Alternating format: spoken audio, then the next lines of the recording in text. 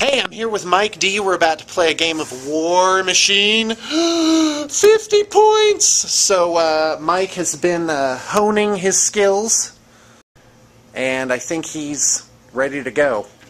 So, what's happened since the last time we met on the battlefield? I've decided that 50 points really isn't that big. Yeah. It's crazy in the rules. I think you have to get up to above 100 before you can take 2 casters. Right. That's so many points. But I played a bunch of practice games. Yeah. I've been exercising my... I think I'm going to have some trouble, right? Of course, I did read the rules, actually. And anyway, and? Yeah, not a whole lot's changed. I've got some new units that I've added. Yeah? Oh, look at that. There's Beast 09. I don't like him. Yeah, he's my favorite. So 3 heavy warjacks. That's a lot. Yeah. For a warcaster too. Now I see the Butcher of Kardov here. What's he doing these there? Guys are just for decoration. Oh, you just want us to see how great they look. Okay, I understand. Now that's good. Here's the Manhunters. Manhunter. 2 of them. 2 Manhunters. Oh, so this is a female Manhunter, right? Yeah, that's the variant. All right, that's great. Look at her go. Yeah, the Manhunter last game. I'm like, how bad could he be? The answer: very bad. Yeah. He can kill a warjack.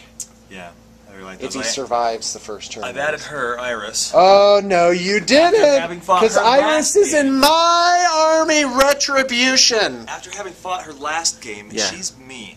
Yeah, she is mean. Yeah. It's okay, I'm going to take her down. We're going to have some hot Iris on Iris action. Okay, so what else is new? These guys are new. Yeah, you have Demolition some Core, the only Demolition Core. New. Alright, great. Yep. Well, that's good enough for me. And in this corner, we've got Retribution. I'm playing the same army as last time, except for I'm dropping a Phoenix. I'm only running 1 Phoenix, so I'm pretty Warjack light here. And I'm using this gal here, Kaelissa, as a stand-in for another Magister solo. So I added another unit of Battle Mages. And what else? Oh, the Stormfall Archers. Now these are unusual in that they're very expensive. They really...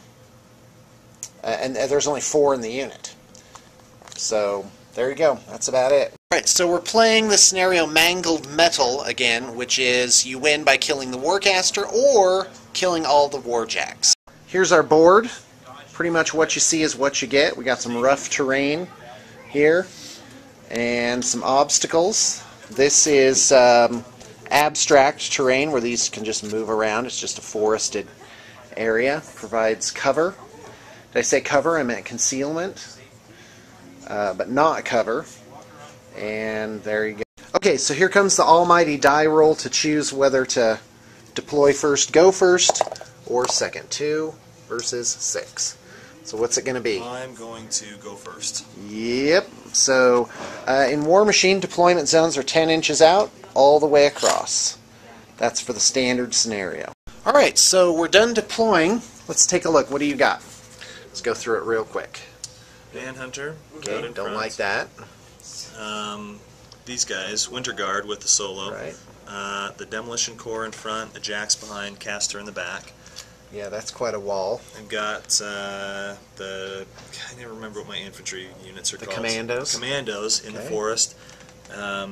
Widowmakers out in front. Iris hiding back there. And there's Iris. Alright, thanks.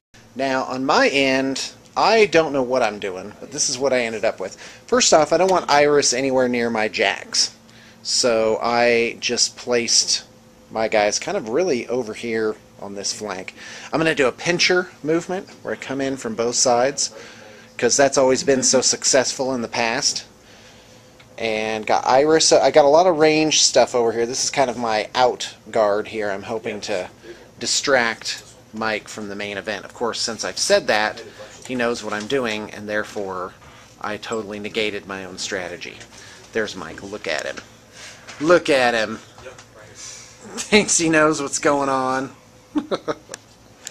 Okay, Kador turn 1, turn summary. What happened? Manhunter came shooting out here. These guys just advanced. I got a big block of stuff right here in the middle. Iron flesh on those. That's Yep, +3 on them. defense. These guys just moved up. Everything's kind of out of range, and Yeah. we're moving up slowly. Just sent him. Iris hauled. She went from there all the way over to here. Her move is 7, right? Yeah, so that's 14. With Pathfinder. So she's really quite highly mobile. Okay, my pathetic first turn was I moved the Dawn Guard up in a giant block so they get their armor bonus. Put Polarity Shield on these two, meaning they can't be charged from their front arc. Kept the Arcanist with the 2 things. Ron's just kind of hanging out here behind. And I moved Iris to kind of match my opponent's Iris's movement. That's another reason I don't like named characters. You end up with one of each in the opponent's army, or in 2 armies facing each other. So, and then basically I just moved all my ranged guys up here. Really, I was going to try and avoid him, but then, you know, I just got to kind of move ahead with my plans and not let one guy completely disrupt the entire flank here. So he'll probably run up and kill something this turn, and that'll be sad, but then I'll kill him, and really that'll be that. So we'll see. Cast. All right, here's Kador turn 2. She's going to take her action So to do. this central block has moved up. The commandos moved out of cover.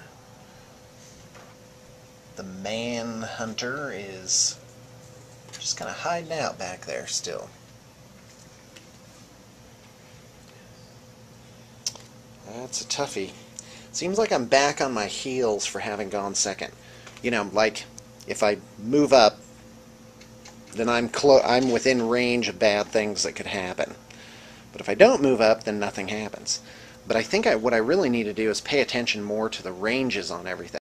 Meaning, can I just sort of maintain the distance and then take a few pot shots before the actual engagement?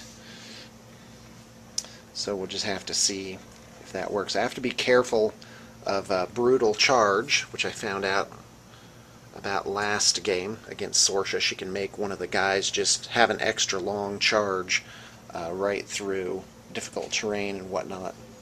And also, Retribution are really a finesse army. You have to... A lot of their powers are tricky, and it can be very frustrating for your opponent. Like Polarity Shield. That, you know, if a critical model gets out there but then can't be charged, well, what's it going to do? So like the Phoenix, for example, could move up here with Polarity Shield, and these guys really can't do anything. But that's not true. It does say, just say charge, not advance and strike. But if these guys have a move of 4, which I imagine they do, that means they can move and then have a reach of 2, which means if I'm beyond that threat range with the Polarity Shield on, then I really can't be attacked. Like from, say, right there, but I can still shoot. And so that might not be such a bad tack. Okay, so Iris here shoots at this guy in the forest, right? Now her ranged attack skill, RAT, is 9, which is very high. And his defense is 13.